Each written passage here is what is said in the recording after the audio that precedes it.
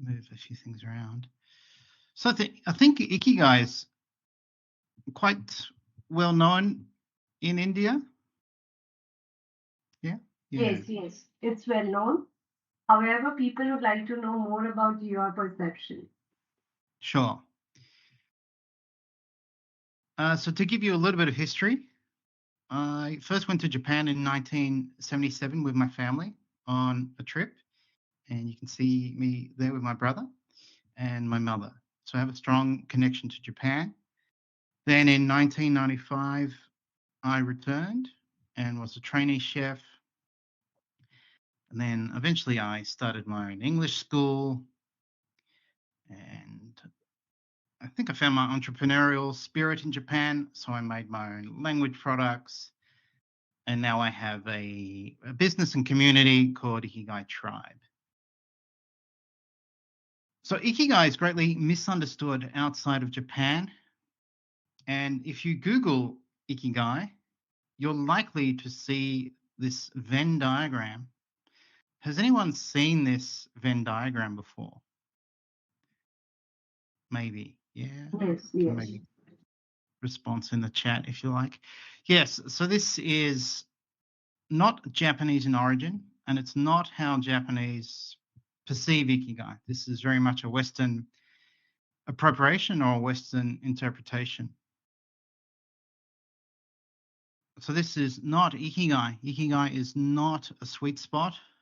It's more like a spectrum of the things in your life that make life worth living.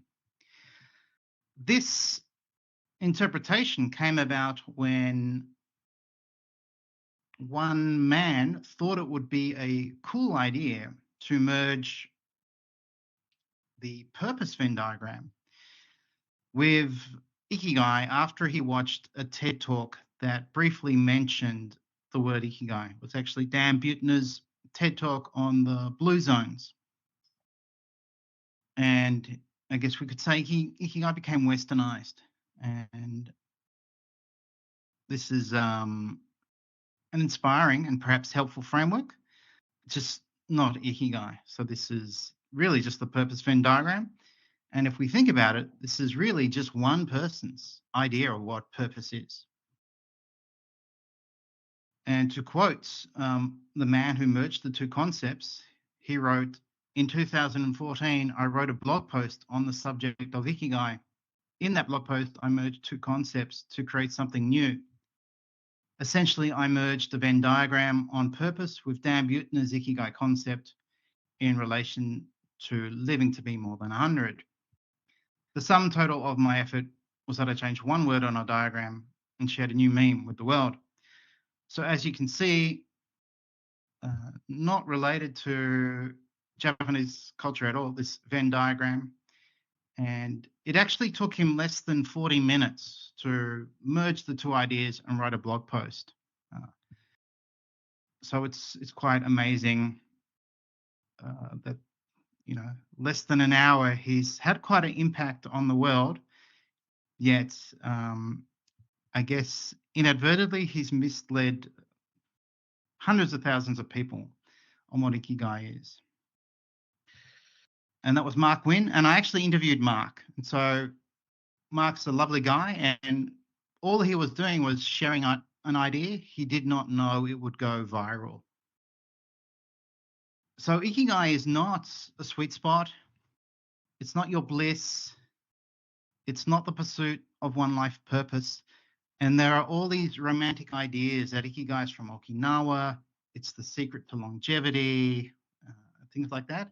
And these are all Western ideas. So today I'd like to offer you a Japanese perspective. So what is Ikigai?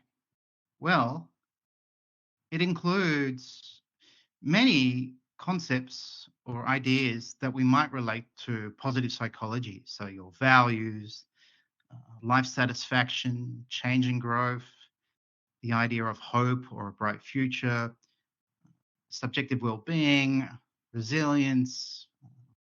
So all these ideas. And then within Ikigai, there are also sub-theories such as yutori, which is this Japanese concept of having having the space to have peace of mind, where you have elbow room or enough room in your life so you're not worried.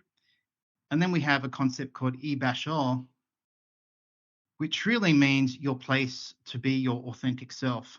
So as you can see, it's both very broad and depth, and it's also philosophical. So this is why it's very hard this is why it's very hard to define. So a few quotes from Japanese professors. As Ikigai can be a guideline for the individual's way of life, it is a topic for interdisciplinary research in psychology, pedagogy, and philosophy. And that's from Professor Akihiro Hasegawa, who was the first guest on my podcast. And another quote, the feeling of Ikigai among younger people is accompanied by passion, whereas among the elderly, it tends to be an internal calm and continuous experience. So yeah, Ikigai is something you ultimately feel. So it's about what makes you feel that life is worth living, and it's subjective and personal. So it's it's based on your values, it's based on what you appreciate or love about life. And I guess, yeah, when we're younger, we have more energy, so we have more passion for life. And as we gain life experience and life wisdom, and perhaps become physically restricted in what we can do, we may experience Ikigai as this internal calm, continuous experience. So if we think about philosophy, names that come to mind might be Plato and Socrates. And we often say, the fathers of philosophy. If we think about psychology, Sigmund Freud, Abraham Maslow come to mind, and we might call them the fathers of psychology. And more recently, when we talk about positive psychology, names like Christopher Peterson or Martin Seligman come to mind. And we also hear the term the founding fathers of positive psychology. And for some reason, women do not get recognized at all. Have you ever heard the term the mother of philosophy or the mothers of psychology? Most likely not. So today I would like to introduce you to the mother of Ikigai, Mieko Kamiya. And I like to think of her as the mother of Ikigai because she was Japan's research pioneer on the concept. And I'd like for her to be recognized rather than a Western Venn diagram. So let's take a look at her work. She had quite the incredible life. I could do a whole webinar on her life. Maybe I'll send you some links after the presentation so you can learn more about her life. But she is famous for writing this book, Ikigai ni tsuite. Ni tsuite means about or regarding or on the topic of. So a translation of the book might be on Ikigai or about Ikigai. And she published this book in 1966. It took her about 7 years to write and publish. And it really does predate the positive psychology movement by 30, 35 years.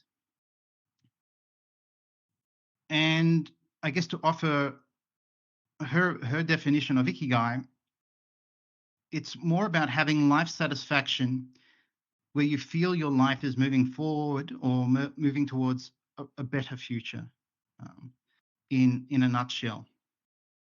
So it's not about happiness. I think you're likely to be more happy if you have Ikigai, but Ikigai is not the secret to happiness. And yeah, it involves this feeling that you're moving towards a better future. So it is tied to the future. So it includes hope. This is a quote from her book. There are two ways of using the word Ikigai. When someone says this child is my Ikigai, it refers to the source or target of Ikigai. And when one feels Ikigai is a state of mind, Ikigai can. So if we use her example, if I imagine my son, he would be a source of Ikigai. And then the Ikigai can are the feelings I have for my son. So there would be feelings of love, joy. It's a joy to hear him laugh, to hear his voice. I would have a sense of purpose as a father. I have hope for his future. He's becoming a composer, actually. So he composes music. He's just recently received funding to write music for a computer game. So I have hope for his future. There's obviously a connection between us. We have quite a playful connection. And I have a sense of pride in who he is. So Ikigai is very much about what you feel about these things in your life that are important to you. So that's something for you guys to think about. And maybe for many of you in India, cricket could be a source of Ikigai. Yeah, either playing cricket or watching cricket. And when I was young, some of you might know from the 1980s, the West Indies. And on this bat, I have the signatures of greats such as Clive Lloyd, Vivian Richards, Joel Garner, Michael Holding, Richie Richardson, and so on. And so when I was young, cricket was a source of Ikigai for me. So maybe, yeah, does anyone have any thoughts or questions before we dive in? Or can anyone identify a source of Ikigai? Would cricket be a source of Ikigai for anyone here today? Feel free to let me know in the chat. We request participants to write their source of Ikigai in the chat box. It can be anything. It can be your hobby. It can be a person. It can be your role. It can be a memory. It can be a goal. Family. There we go. Thank you. Anyone else?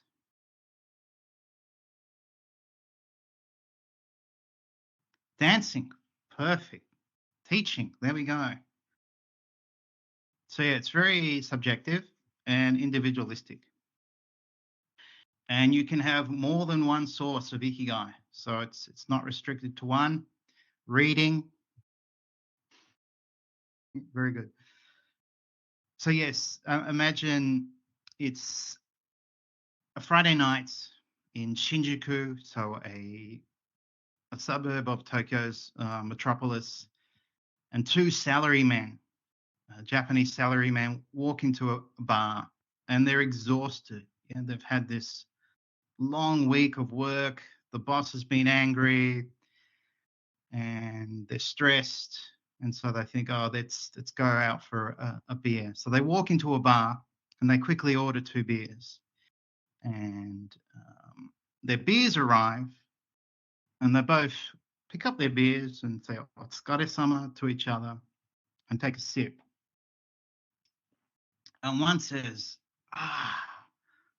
"Ano-sa, kore wa ore no ikigai da."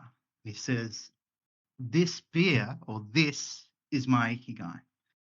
And he's not really joking. So ikigai can be that first life-affirming sip of beer when you just can relax and just enjoy it's like a social cue to relax and then enjoy perhaps a conversation with someone. So yeah, thank you everyone for sharing. So I'll move on to the 8 Ikigai needs. And this is the work of Miko Kamiya. And these are needs she identified after working with Japanese lepers. So it's quite unusual what she discovered. So how can one find Ikigai in a world of suffering and death, knowing that money, fame, and attachments all must vanish. And I guess all of us have to, at some stage, contemplate this question. How do we find life worth living when we know everything we have or experience will eventually vanish? So it's quite a profound question. So her answer was by satisfying your Ikigai needs. So let's dive into those. So her research on these lepers revealed that Ikigai Kan, that the feeling of Ikigai Kan, occurs after the satisfaction of 7 distinct needs, along with having a sense of purpose. And so in recognition of her work, I created this flower. I like to call it the Kamiya flower, and it signifies her 7 Ikigai needs and this idea of a sense of purpose. And maybe some of you have a printout of this. So the first and most fundamental need is life satisfaction, which we touched on before. And life satisfaction, can include small joys. So things like your coffee, the ray of sunshine, fresh air, being in nature, to things like learning, perhaps aspects of your work, your hobbies, and this is where I'm cautious about not equating Ikigai to happiness. I would say Ikigai is more about life satisfaction. We can't always be happy, yes? Happiness comes and goes, but we can probably always find something satisfying in life, whether it's, again, a drink, food, friendship, music, dancing, AC/DC, cricket. So that is the fundamental need of Ikigai that Kamiya Miyako discovered. Tied to this is change and growth. And all of us have this innate desire to grow. Yes, this is why you're students and why you're teachers. We all have this desire to learn and grow. And so to grow, we must seek and embrace change. And Kamiya wrote, this is the reason why man explores his external and internal world. It's the reason why we climb mountains or try to discover what's underneath the ocean. And it's also the reason why we study, the mind. We want to understand ourselves. So we should seek to embrace change so that we grow, and we should essentially challenge ourselves so that we can, grow as a person. Then we have a bright future, which is tied to change and growth. And this is essentially the idea of hope, and that we have the feeling our life is moving forward. And she presented the idea that we can have short-term achievable goals and long-term ambitions that we may or may not achieve, but it was important to have these long-term ambitions. Then we have resonance, and this is your relationship with the outer world, but more specifically, it's your social affiliation, so your relationships with people. And Kamiya noted that this involves the feeling of being accepted and valued by the people who define you. So your parents, your children, your students, your teachers, your friends. And that you'd also would have at least one significant other in your life. be that, again, your parents, your children, your partner, friends. And this is the social aspect of Ikigai. And yeah, Ikigai is very much tied to your social world. So often we hear the question, what is your Ikigai? But we could also ask the question, who is your Ikigai? And I'm sure for many of you, yeah, you've already mentioned family, but also friends would be a source of Ikigai in your life. Then we have freedom. And Camia talked about that it's a sense of freedom, again, something you feel. So having this sense of freedom. But she also talked about freedom as a choice, and that's the only way we can express freedom.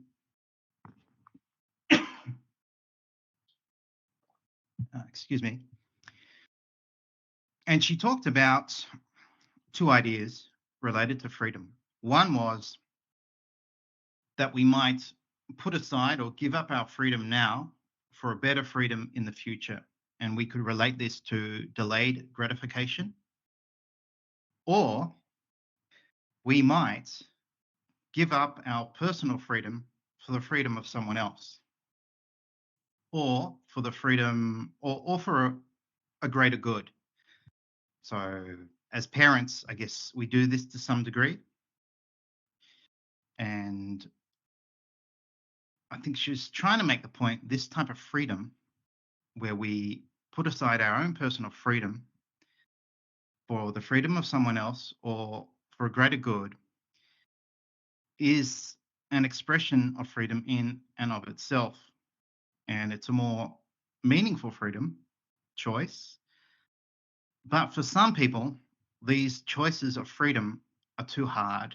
So people run away from this type of freedom. So it's quite interesting. And she defined this choice of freedom as, yeah, what did she say? She said, you're freely choosing inconvenience for a better freedom in the future, or for someone else, or for the greater good. And I think it's a fascinating perspective of freedom, because we often relate freedom to, doing what I want, when I want, with whom I want. But this type of freedom runs deeper. And this is where your values and choice, these choices of freedom, probably greatly impact your life, especially in the future. And so maybe as students, sometimes, yeah, you'll be presented with these choices to make for your future. Then we have self-actualization. And in the West, I think we see self-actualization as being the best, being the best version of yourself. But for Kami Miyako, she defines self-actualization as the joy of creation. And she said it's using your unique imagination to create something new. And that could be artistically, socially, professionally.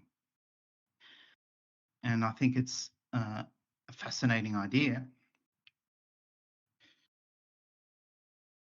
So it's not about being this best version of yourself. It's more about how can you express yourself with your unique imagination. Excuse me. And yeah, this is not limited to the arts. So we can do this as parents. I guess this Camia flower is one way of me creating a framework to express her work. And I remember the day I was thinking, how do I come up with a framework to recognize her work? So that's one way to do this. And then if we think about, the politicians or the artists or the sports people we love, it's not often the I guess the athletes who have the best record of winning. It's usually the athletes or the artists who play the game or play music in a unique way that makes us feel that they're the greatest athletes or artists. Sachin Tendulkar, many of you would think of him as the greatest cricketer, not because he is on record, simply because the way he played. One of my favorite guitarists, Edward Van Halen, he created this guitar. He changed the way guitar was played. He had a very unique style, but technically, he probably wasn't the greatest guitarist, but he was very unique in how he played and the music he created. And so he used his unique imagination to express himself. So how can you do the same? How can you use your unique imagination and express yourself and have this joy of creation? Then we get to meaning and value. And this is where it gets interesting. So obviously we want to feel that we have a meaningful life and that we are of value. And Kamiya had 4 specific questions that she believed we would contemplate on and seek answers to. And it's not that we have to have answers, it was more that these are the questions we think about through life. And it was this need to feel meaning and value by reflecting upon the meaning of one's life and justifying its value. And the questions were, is life worth living? What am I living for, or by whom am I needed? What is a life goal unique to me? Am I doing my best to achieve it? And this one, in relation to the previous 2 questions and other factors, do I deserve to exist? Which might be a confronting question, but I really think she's saying, am I making the most of my life? And again, I'm stressing these are questions we contemplate. We don't have to have the answers to them. And maybe one day we will find the answers. So perhaps you have asked yourself these types of questions or similar questions when we're reflecting on life and its meaning and the value we hopefully offer to others and the value that others offer us. And then finally, we have a sense of purpose. Surprisingly, she did not define a sense of purpose as a need. So she really only had 7 needs from her book, but she wrote extensively on a sense of purpose. And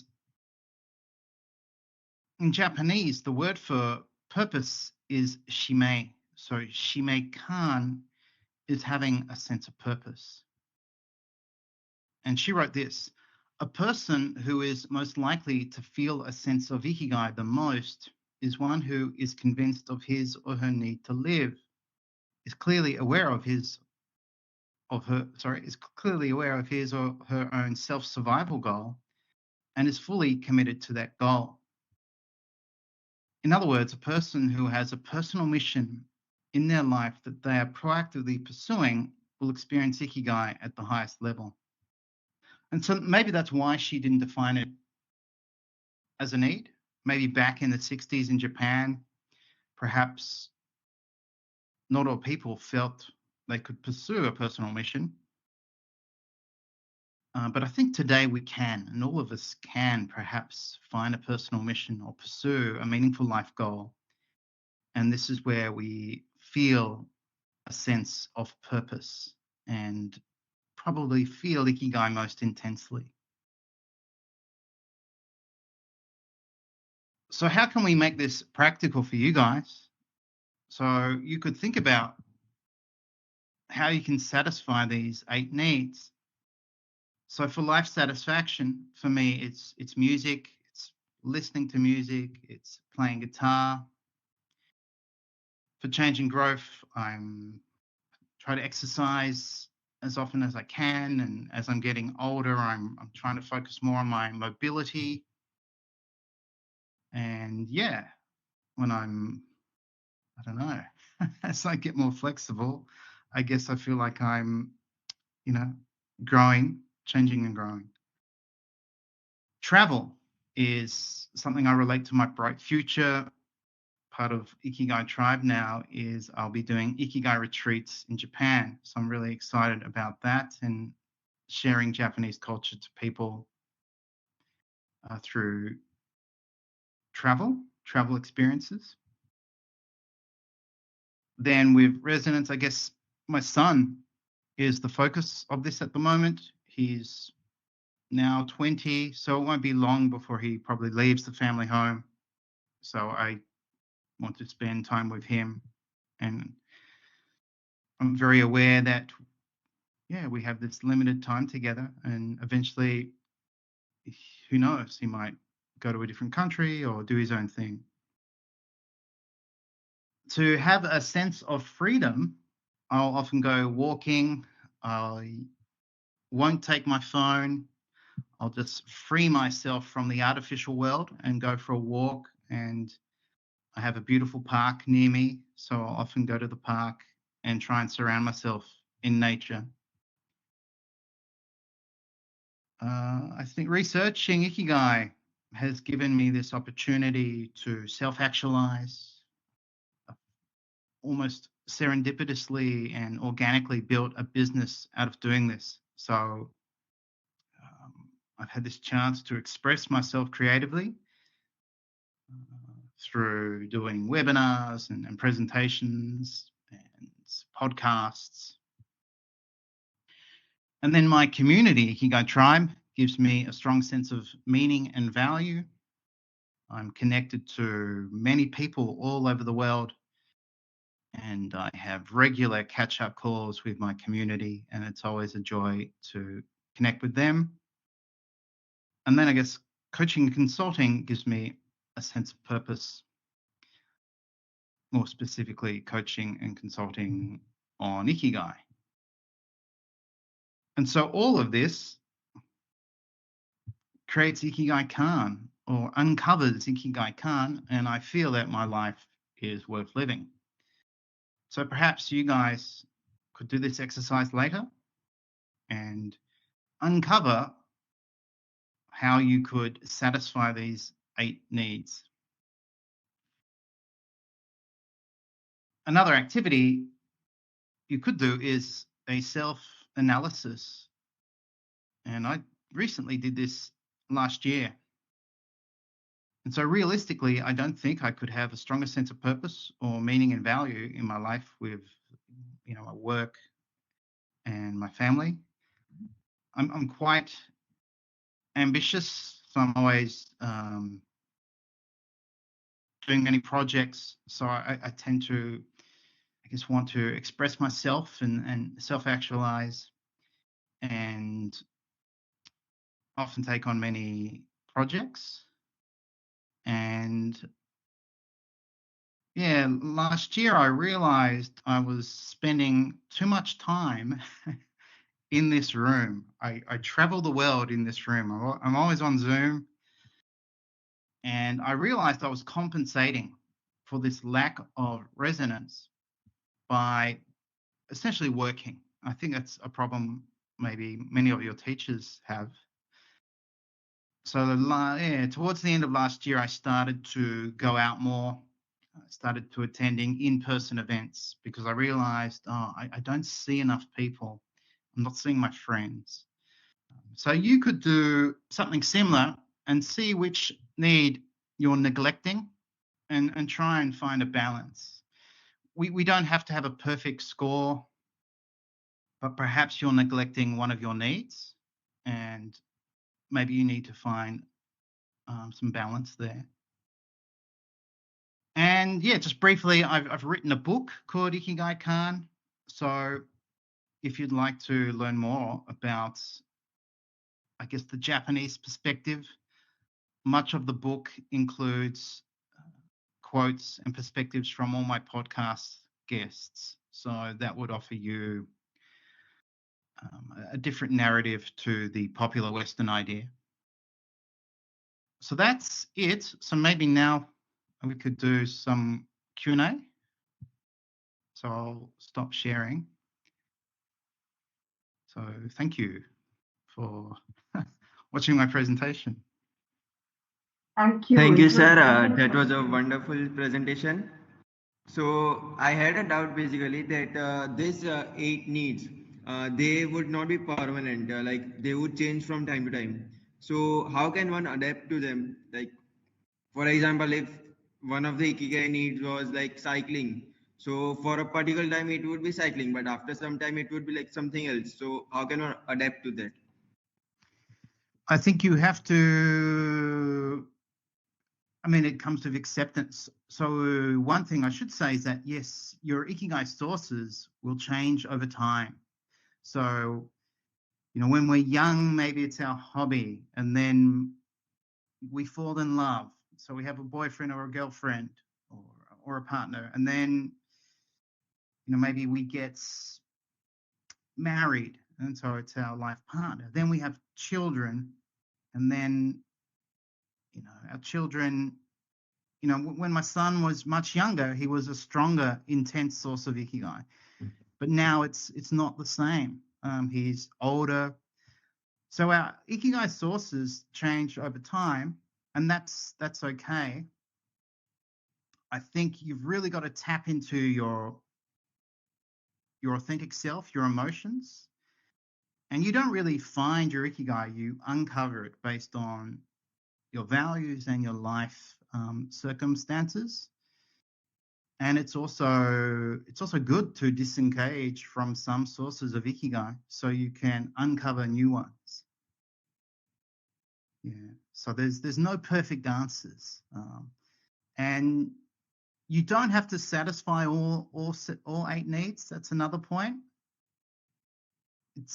And for you, there might be other needs you might need to satisfy, but in general, those 8 needs were what Miyako Kamiya discovered from her research.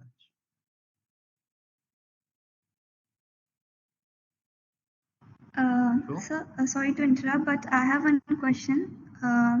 Sure. So, as a freedom is one of the Ikigai needs, how can someone create a mental and emotional freedom? And even if they feel constrained by the circumstances, so how that can be achieved? Very good question. So actually, Kamiya wrote that, yes, our mental constraints, our attachments, our impulses are the hardest types of freedom to deal with.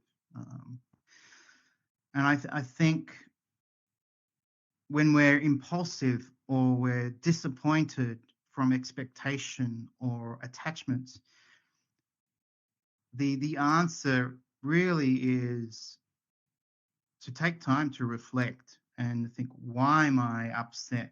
Or, you know, why am I attached to this person or idea? Why do I have these expectations? And perhaps journal on them or think or challenge them. Like, is this really true? Is this really me? Are these emotions, are they mine? Or am I just reacting to my expectations? And that is the most challenging aspect of freedom. It's all mental. So reflection, and journaling.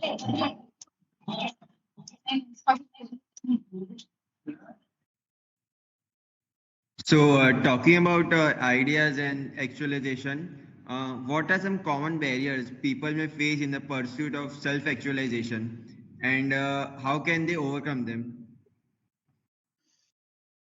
So, how can we achieve self-actualization? What are some common barriers people face in the pursuit of self actualization? Common barriers. So, I think one of the barriers is this idea that what I said before. In the West, we have this idea it's being the best version of ourselves. So, I think we need to let that idea go away, and it's more about how can I express myself creatively. And this is where I think you need to try and tap into your intuition. So what is your inner child telling you to do? So it might be telling you to go and play cricket again, or learn music, or write a book, or study a subject, or cook, or as a father, I think I've been a pretty good father, but there are some times where I think, oh, I need to stop working and talk to my son or do something with my son. So that doesn't sound like self-actualization to most people, but if I spend some fun, creative time with my son, then I guess that builds our relationship. I'm fulfilling my role as a father, and I'm connecting to someone I care about. And so my intuition will tell me that. I'll be working, and then suddenly I'll have this thought, I should spend time with my son. So it's really listening to that inner wisdom or that inner child. Yeah, so we got a question in the chat box. How can morality be a source of ikigai in professions that are inherently challenging, such as healthcare or social work? Okay. Wow.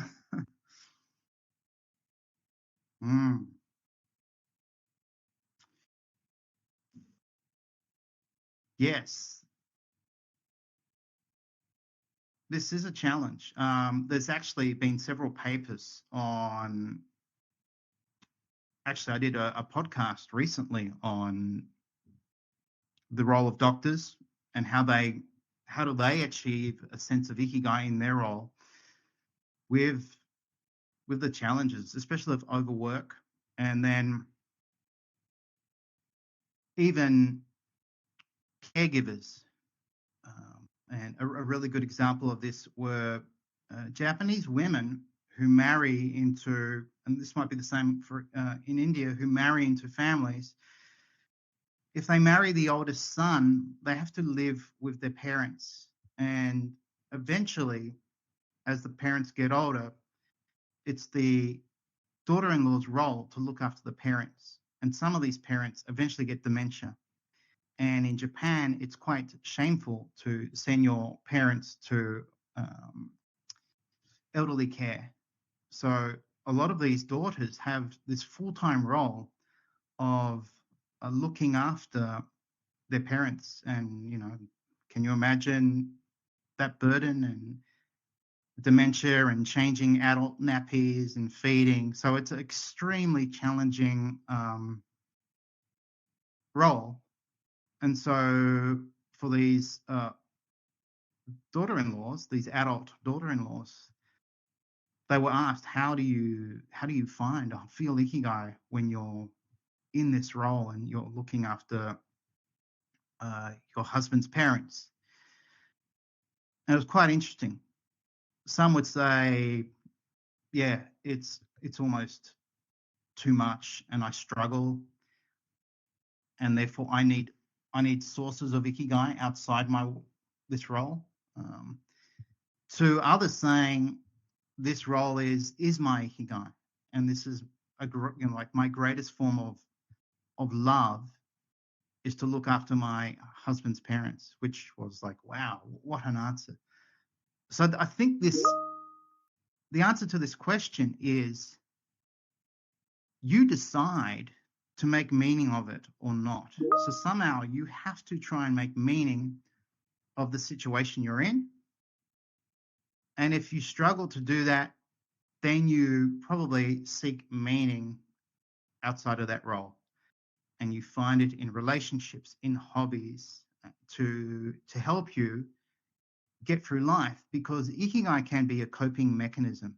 Like the example I gave before of the men drinking beer as their Ikigai, that's Ikigai as a coping mechanism. So if you really struggle in a professional role and you struggle to make meaning of it, I mean, you could either give it up or you try and make meaning of it, or you have a balance where you have many sources outside that role to give you that chance to exhale and step away from your professional role.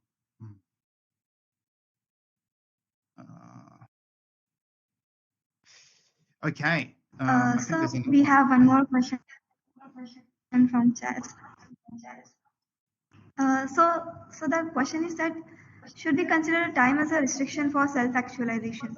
And because each having a certain phase, so is there any faster way for self-actualization? So what can be your answer on that? I think if we take this perspective that self-actualization is this opportunity to express yourself and use your unique imagination, it should be something you nurture. So I don't think you should rush it. I think you should create time for it. So this is what you could do, is you could make time to express your creative self. And again, that doesn't mean you have to be an artist. It just means you could get up earlier and you could journal, you could write, you could make music, you could knit, you could enjoy cooking a meal. And it's not a goal, it's a process. So it's this process of expressing your creativity, and you can do it for yourself. Yeah, you could make a poem, you could make a delicious meal and eat it just for you. It doesn't mean you have to share it with others. So just think, how do I want to use my unique imagination? What's something new you want to create? Yeah, this idea of creating something new becomes an emblem of who you are. And then you can decide to keep that for yourself or to share it with others. But I mean, if we take the example of Japanese crafts people, they dedicate their life to their craft. And if you say, wow, you're a master at this, Japanese often say, oh, no, I'm still learning. I've only scratched the surface. So kind of be humble with this idea of self-actualization, and take your time. It's not a race. Yeah. Yeah, so I guess people must have got some good insights about self-actualization today. Continuing further, maybe the smile created and the sense of living can be a source of Ikigai.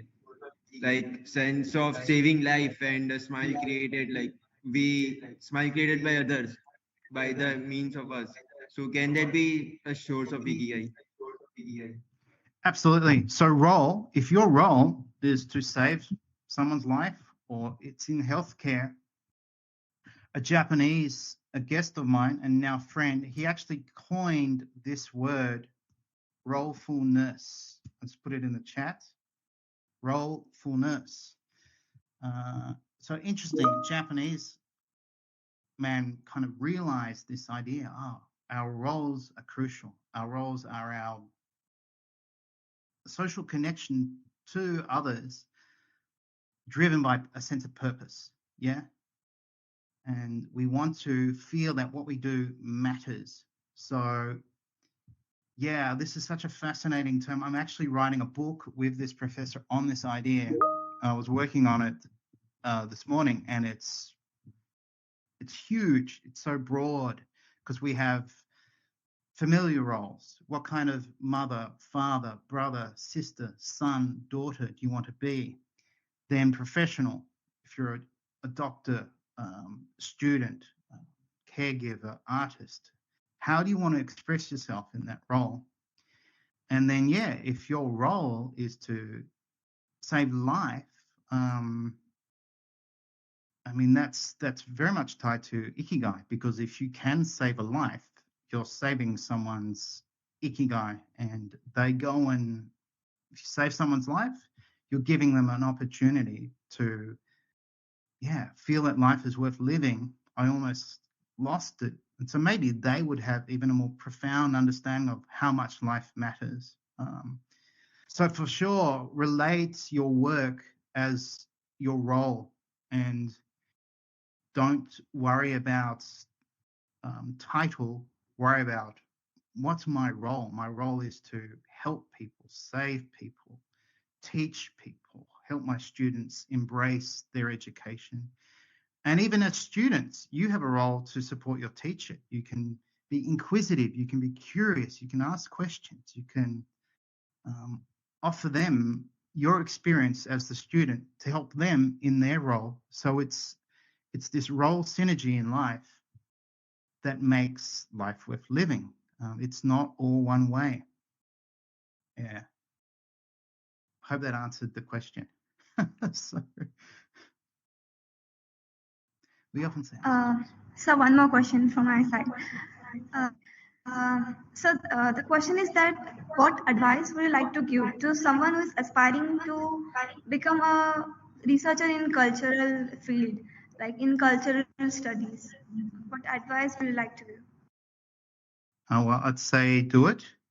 I would say if it's a specific culture, go to that culture. If it's in another country, and learn through experience, through observation, and you can embrace the beginner mind. Maybe you know this expression, shoshin, so that the Japanese concept of the beginner mind, and you embrace that often by going to the source, and you empty your mind, and you empty the cup, and you fill it again with new knowledge. So definitely look at me. I'm a white Australian in Melbourne talking to you about a Japanese concept.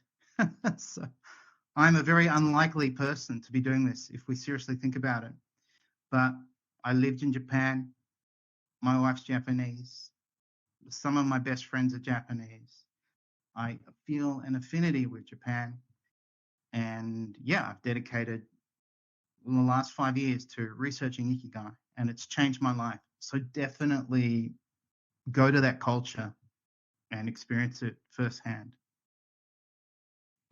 So, like continuing further about Ikigai, we would like to know more about the Ikigai tribe or community which you are following and you would like all other people to follow. So, about Thank you. insights about it. Thank you very much. Yeah, so Ikigai Tribe is a community. I guess there's various levels. I have a podcast, and I actually recorded an episode today, and that was interesting. That was on the subject of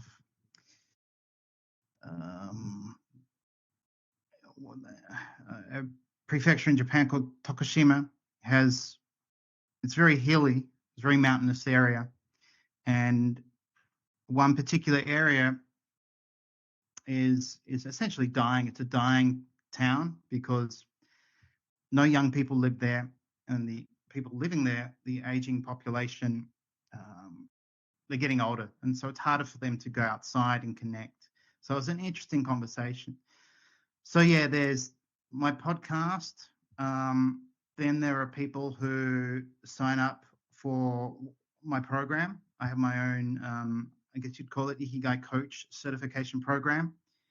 And it's an evidence-based program that's supported by several researchers who've been very gracious and allowed me to share their research. And so my idea is to present a perspective of Ikigai that's evidence-based, that's respectful and authentic to Japanese culture. Because yeah, a lot of people become interested in Ikigai. And Ikigai really is the answer to what makes life worth living. So if we can help people find that through a different lens, this Japanese lens, yeah, I guess that makes their life worth living. And so that's why they joined my community. And it was very serendipitous. When I started the podcast, it was a passion project. So I didn't know it would turn into this. And now I'll be doing my first retreat to Japan. So I'll be taking people to Japan to experience Ikigai, yeah, through the culture. And the journey for me is sort of ongoing. So Ikigai Tribe might evolve into something larger. It might evolve into something smaller and more intimate. I don't know. Yeah.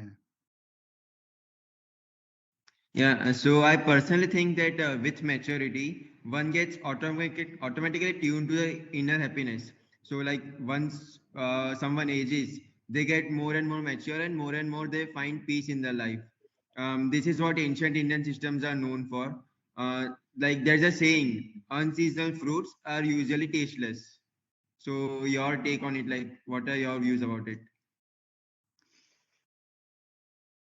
Yeah, I think with life, as we experience more life, we gain this wisdom and we realize what is, I guess, what's true for us and what matters. And when we're young, we want to we want to conquer the world. We try all these things, and we're seeking validation and success. But we often say unseasonal fruits are usually tasteless. I guess seasonal fruits would be. So, I think as we get older, we realize less is more, and then we have more time to savor the fruits. So I'm not sure if that was answering the question, but I think as we get older, we realize we become more reflective and we have more life experience. So we have probably just more inner wisdom to identify what matters to us most, and then we can dedicate time to that.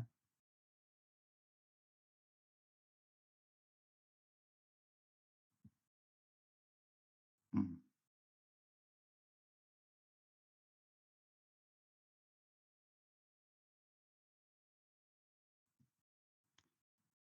Okay. Are we So I'm willing to ask one more question again. We have been receiving so much valuable information from you, sir, and it's clear that there is still so much more we could explore. But as we are time bounded, what is the last piece of advice would you like to leave with our audience with? Okay. Great question. Ikigai is very much tied to your social role, your social world. So I said this before, rather than think, what is your Ikigai? Think about who is your Ikigai and thank one person in your life there's one person in your life who's given you so much. And if you stopped and you spend half an hour to journal on all the things this person gave you, you would be amazed at how much they've given you. Whether that's a parent, a grandparent, a friend, even your own children. So think about someone who makes your life worth living, and take the time to thank them, because without the people in our lives, life would be much harder and it wouldn't be as rich and fulfilling.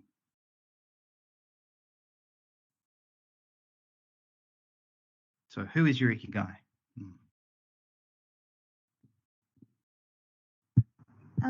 Thank you, sir. I personally learned a lot of sessions, especially of Ikigai and how we can apply them in our lives. The insights you share with us provide us with a clearest understanding of finding and nurturing our Ikigai. It was really a wonderful and informative session. We are indeed very grateful to have this interaction with you. And we got good insights of Ikigai, and on behalf of the Saturday 10 a.m. team and the student community, I would like to thank Mr. Nicholas Kemp for sparing his valuable lines interaction with our students. I think there's one request that has come from Professor Dr. Shashikant Bagare, sir. I would like to just spell out. He's asking if we could receive Ikigai workshop from your worksheet from your website. Absolutely. I will. Yes, I'll try and find the link now, or I can send the link to you after the call. Yeah. Thank you. So, yeah. But likewise, thank you very much for the opportunity to be with you today and spend some time. And I really appreciate, the opportunity to share the work of Miko Kamiya, and let's give her some recognition. And I have quite a few members from India in my community. And I do hope to see my community members in person. So who knows, maybe one day I'll be visiting and maybe I can swing by and see some of you guys. And yeah, this is my Ikigai. So thank you for giving me the chance to share my Ikigai and feel Ikigai by being with you today. Thank you. I have also boosted up my knowledge in the practical applications of Ikigai. Thank you, Mr. Nicholas Kemp, for joining our today's session. We would like to extend our gratitude to Dr. Sunita Patil, our faculty mentor, Dr. Harshal Kotwal, sir, Payal Ma'am, and KV Patil, sir, for their constant support and guidance. Lastly, we would also like to thank all our wonderful participants for joining us today and making this a wonderful session. Thank you, everybody. Let's switch on the camera for the last photo together, group photo together. Kindly turn on the cameras.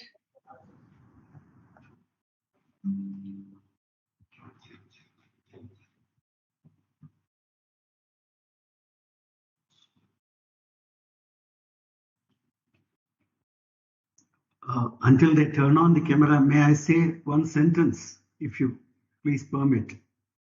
Yes. Sir, please Yes, go. sir, please. I think most of the excellent outputs have come from the stress. The Japanese, if you take Ikigai or origami or natural farming, which is in terms of giving back to the nature, because of the extreme levels of stresses what Japanese have faced lifetime. And that, I think, is the realization point, I suppose. You're right. They're very resilient people. They've had incredible history of natural disasters, and I think they're more attuned to life. They understand the cycle of life, death, impermanence. But also, tragically, I guess because of the modern world, Japan certainly has a lack of Ikigai. They have a lot of social problems now. So it is this almost sad story now that they have this beautiful wisdom from, their history and understanding life. And in the modern world, it's doesn't seem to be translating anymore. And incredible loneliness. There's a social problem called hikikomori, which is extreme social withdrawal. There's lonely deaths, loneliness. So yeah, I'm very honest about that too. Japan has its problems like any other country, but I think you're right. There's an expression called zaso damashi, which is the weed or the spirit of weeds. And so if we think about gardens, we always want our gardens to be beautiful. We're pulling out the weeds. But Japanese value weeds because of their tenacity. So we can think about life like that we could be the weed, always coming back and fighting. Yeah, that's it. Yeah, and there is a comment. Japan has a lot of over expectation, a lot of social pressure, and there is a lot of youth suicide, which is a real tragedy. Because the easy life in the Western world is attracting them. Sorry? The easy life in the Western world is more and more attracting them. 20 Yes. hours a week you work, whereas in Japan you work 42 hours a week. Yeah, they even have a word for working to death, karoshi, death from overwork. Yeah. Anyway, we should end on positive notes. So there's a lot of Ikigai to be had, so you can find it in many places.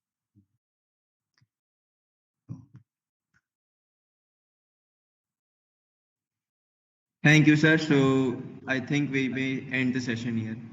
Great. All right. Thank you, everyone. Have a wonderful weekend. Thank you, everybody. Thank you. Have a nice Have a wonderful weekend, sir. Thank you.